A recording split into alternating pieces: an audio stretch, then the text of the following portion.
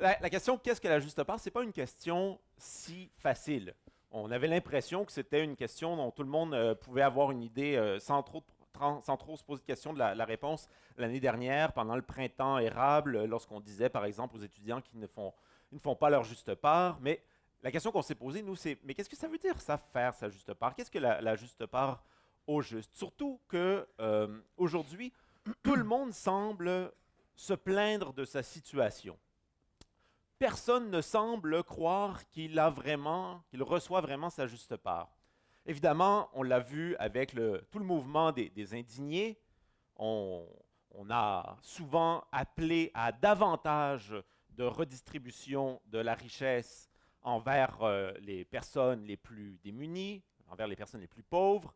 Donc, comment aider les personnes à sortir de la pauvreté? Évidemment, ça exige que l'on redistribue une part de la richesse des plus riches aux plus pauvres, mais en même temps, ça semble être une solution toute simple, mais en même temps, il y a aussi les plus riches qui considèrent qu'on leur prend déjà trop. Donc, on a parlé au Québec à l'automne d'angoisse fiscale, mais ce n'est pas au Québec où on entend les riches se plaindre qu'ils sont déjà trop imposés et qu'il ne faudrait surtout pas les imposer davantage. Ici, j'ai une photo j'ai déjà oublié son nom, c'est pour ça que j'aurais dû le vérifier tout à l'heure, David Riddle, je pense. Oh, le David. Peu importe. Appelons-le David et sa reine. David est un des hommes les plus riches aux États-Unis, un milliardaire qui a fait sa fortune dans l'industrie du tourisme. Et avec sa femme, ils se sont fait construire la plus grosse maison en Amérique du Nord, 90 000 pieds carrés. Plus gros que la Maison Blanche, juste pour vous donner une idée. Et donc, c'est des gens qui, à première vue, ne sont pas à plaindre, mais David craignait plutôt pour sa fortune lors des dernières élections américaines. Il a donc écrit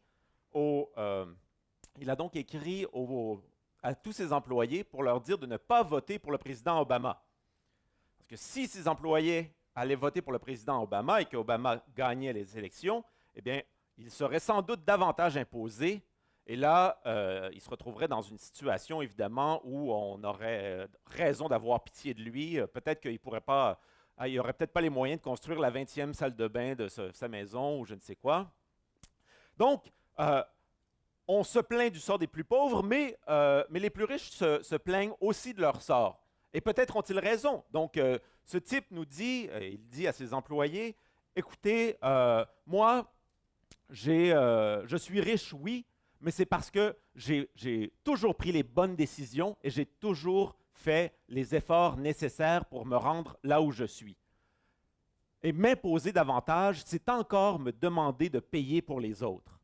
C'est encore me demander de payer pour ceux qui ne font pas les efforts nécessaires pour s'enrichir. Alors, qui a raison?